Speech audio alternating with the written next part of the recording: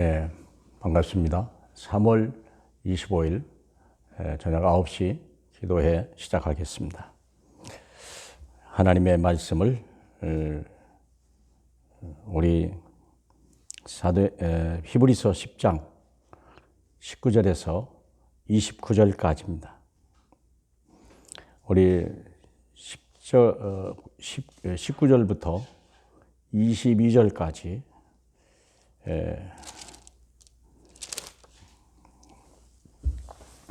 같이 보겠습니다. 22절까지. 그러므로 형제들아 우리가 예수의 피를 힘입어 성소에 들어갈 담력을 얻었나니 이 길은 우리를 위하여 휘장 가운데에 열어놓으신 새로운 살 길이요 휘장은 곧 그의 육체니라.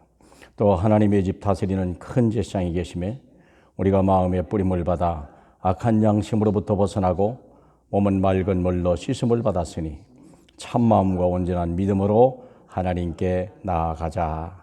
아멘. 우리가 일생에 사는 동안에 가장 중요한 건 열심히 사는 게 아니에요. 우리가 정직하게 사는 건 나쁜 건 아닙니다만 그게 인생의 본론은 아니에요. 우리는 하나님께 나아감을 얻는 거예요. 우리 인생의 불행은 하나님을 떠난 거예요. 그러면 우리 인생의 가장 최고의 행복은 하나님께 나아감을 얻는 거예요. 그것이 하나님이 원하는 거예요.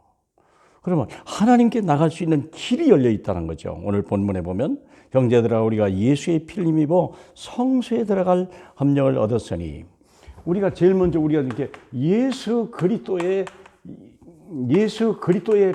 피를 힘입어 하나님께 나갈 수 있는 담력을 얻었다 그랬어요. 다른 것 가지고는 하나님 앞에 나갈 길이 없어요. 선하다고 받는 게 아니고 똑똑하다고 받는 게 아니에요. 오직 주 예수의 그 피를 힘입어서 들어갈 수가 있는 거죠. 근데 그것이 어떻게 되냐면 예수 그리스도의 육체 가운데 열린 길이랍니다. 육체가 왜냐? 하나님인데도 우리 육체를 입고 오셨어요. 왜 그럴까요? 우리 육체를 깨뜨리려고. 이 육체를 가지고는 아무것도 할 수 없다는 것을 가르쳐 주려고. 이 육체는 오직 형벌만 남아있고 무서운 고통만이 남아있다는 걸 가르쳐 주려고. 그래서 육체를 입고 오신 거거든요. 그리고 그 육체를 찢으시고 피를 흘림으로 인하여 우리가 생명길로 나갈 거예요. 영의 길이 열린 거예요.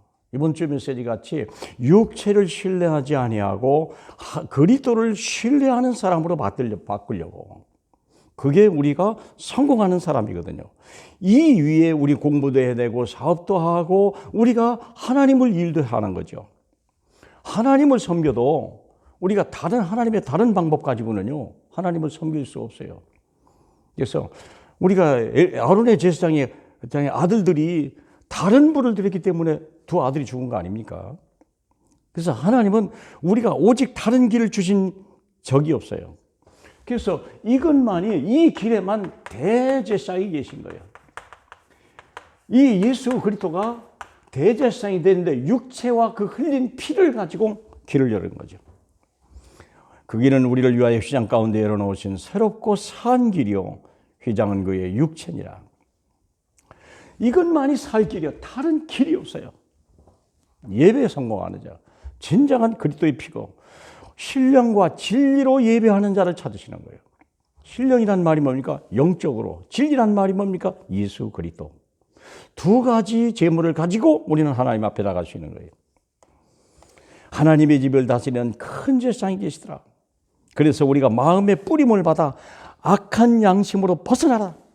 그래서 우리가 하나님의 그 피 뿌림을 받아야 되고 물 위에 뿌림을 받아야 돼요. 그래서 우리의 양심까지 깨끗함을 받아라.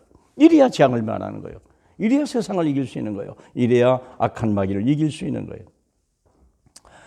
그래서 믿음으로 하나님께 나아가는 귀한 하나님의 사람이 되기를 주님의 이름으로 축복합니다. 그러면 믿음으로 하나님께 나가야 되는 거예요. 하나님께 나가는 것이 살 길이요. 자, 그렇다면 두 번째 봅시다. 23절에 또 약속하신 이는 미쁘시니 우리가 믿는 도리의 소망을 움직이지 말며 굳게 잡아라. 서로 돌아보아 사랑과 선행을 격려하며 뭐해라? 모이기를 패하는 어떤 사람과 습관같이 하지 마라. 오직 권면하여 그날이 가까움을 볼수록 그리하라. 우리가 모이기를 패하지 마라. 하나님의 약속이 있습니다. 이 약속은 반드시 성취됩니다. 그걸 믿어야 되는 거예요. 우리가 다른 데 힘쓰는 게 아니요, 모이기를 힘써야 돼요. 그런데 모이기를 패하는 어떤 사람의 습관이 있다는 거예요. 그게 누가 하는 겁니까? 마귀는요, 다른 이유를 대는 거예요. 다른 혹시 어떤 물질적인 유혹이라든지 아니면 어떤 환란이든지 핍박이든지. 그래서 모이기를 패하게 만든, 마귀는 어떻게든지 모이기를 패하는 거예요. 그래서 우리는 그것을 모이기를, 그 언약을 붙들고 약속을 붙들고 움직이지 마라. 굳게 잡아라 그랬어요.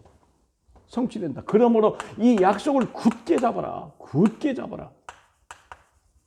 흔들리지 마라 얘기했습니다. 그리고 서로 돌아보아라. 사랑과 선행을 가지고 서로 돌봐라.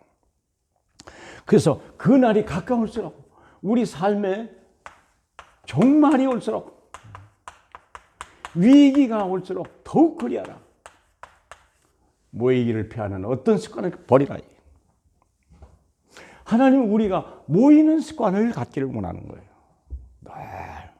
두세 사람이 모이는 곳에 내가 너와 함께함이라 약속하셨거든요. 그 자리에 주님이 약속이 있는 거예요. 부부가 모이고 자식이 모이고 이 모이는 자리, 하나님이 주신 너무 좋은 기회. 이건 하나님이 코로나를 통해서 불신자는 멸망과 위기와 두려움을 주는 거지만 믿는 자에게는 모일 수 있는 기회를 주시는 거예요. 가정별로 모여라. 자녀가 지금 모여라. 자녀들에게 믿음을 체험시켜라. 믿음을 확인해라. 복음을 확인해라. 확인해야 돼요. 공부 잘한다고 너무 좋아하지 마세요. 애가 건강하고 멋있는 거 물론 좋고 감사하죠. 그러나 그걸로 만족하지 마세요. 믿음이 없는, 믿음을 버리는 아름다움은 모든 걸 다 버리는 거예요. 복음이 없는 성공은요, 성공이 아니에요. 그것이 더 재앙이 되는 거예요. 그것이 너무 무너짐이 심하다고 얘기했지 않습니까? 하나님은 우리에게 너무 좋은 기회를 주셨습니다. 그럼 세 번째는 뭐냐? 복음을 버린 자들이 받아야 될 형벌이요. 복음을 버린 자, 그들이 받아야 될 형벌이 어떨 것이냐? 26절부터 있어요. 우리가 진리를 아는 지식을 받은 후 짐짓 죄를 범한 즉 다시 속지 않은. 그러면 무슨 죄가 제일 중요합니까? 가장 무서운 죄가 뭡니까? 죄 중에 저거 뭡니까? 하나님을 떠난 죄요. 떠난 죄요. 하나님의 말씀을 모이는 것을 폐하려고 하는 사람들이. 모이는 게 귀찮은 거예요. 거기 간들 무슨 이득이 있겠냐고 생각하는 거예요. 사람을 만나야 뭐가 좀 되는 것 같이. 27절 오직 무서운 마음으로 심판을 기다리는 것과 대적하는 자를 태울 맹렬한 불만이니라. 그러면 더 이상 우리의 내 미래가 무엇입니까? 무서운 심판의 불입니까? 하나님은 하나님의 영광의 면류관입니까? 내가 가는 길이 어떤 길입니까? 인생의 길이 사람에게 있지 않아요. 여호와께 있다는 걸 아셔야 돼요. 우리 인생에 가는 길은 목자 되신 예수만이 있는 거예요. 나를 따르라, 내가 너를 사람 낚는 어부가 되게 하리라. 이 길을 버리지 않기를 주님의 이름으로 축복합니다. 28절에 모세의 법을 폐한 자도 두세 증인으로 말미암아 불쌍히 여김을 받지 못하고 죽었거든. 이게 다 모델들이요. 우리는 우리가 부정적인 모델을 우리 가문에서 찾으면 안 돼요. 다시는 그런 일이 없어야 돼요. 성경에서 끝을 내야 돼요. 29절 하물며 하나님의 아들을 짓밟고 자기의 거룩한 언약의 피를 부정한 것으로 약속을 믿지 않은 거예요. 사람의 꿈을 찾아가는 거예요.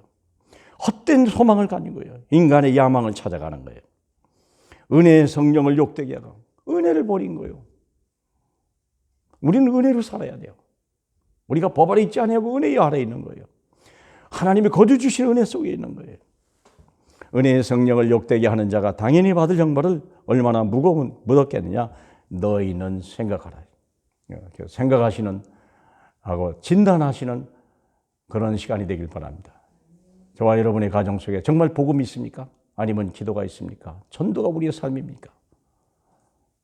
우리 다시 한번 점검해야 돼요. 그래서 우린 모든 중심은 복음이에요. 시작은 기도예요. 모든 목적은 전도예요. 그래서 정말 하나님이 축복할 수밖에 없는 사르밧 과부가 그 가정 속에 비록 모든 걸 다 잃어버렸어도 하나님이 관심을 두고 하나님이 살릴 수 있고 하나님이 축복할 수밖에 없는 그런 자녀에게도 체험 주시는 그런 귀한 교회가 되길 주 예수 이름으로 축복합니다. 하나님 아버지 감사합니다. 줄로 정말 하나님 우리의 가정 가문을 축복하시는 줄 믿나이다. 우리의 자녀들을 축복하시옵소서. 우리가 받은 이 말씀이 이 자녀들에게 이 언약이 반드시 전달될 수 있도록 이번 기회에 하나님 꼭 역사하여 주시옵소서. 예수님 이름으로 축복하며 기도합니다. 아멘.